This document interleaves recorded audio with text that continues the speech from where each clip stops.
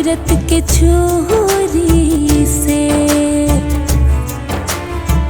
दिल के कत्ल कइला। नफरत के छुरी से हमके भुला गइला। कवना मजबूरी से हमके भुला गइला। कवना मजबूरी से दिल के कत्ल कइला। नफरत के छुरी से हम अपना दिल के जख्म तोहसे छुपा लेहब। वक्त अइला पर बता देहब। वफा कह चाहे बेवफा कह, वफा कह चाहे बेवफा कह, तोहरे नाम के सेनुर अपना मांग में सजा लेहब।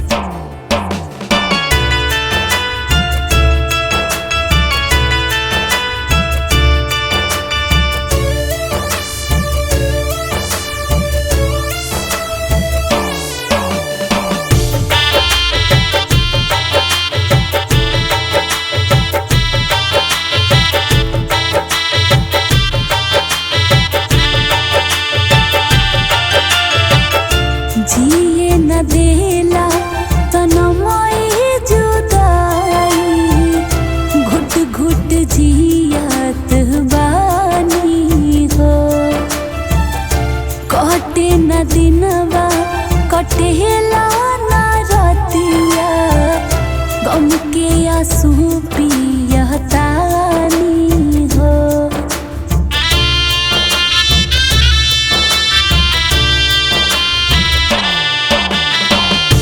जिए न देला सनमई जुदाई, घुट घुट जियत बानी हो। कटे न दिनवा कटेला न रतिया, गम के आंसू पियतानी हो। हमके फुसला दिहला कहके जी हजूरी से। हमके फुसला दिहला कहके जी हजूरी से, दिल के कत्ल कइला।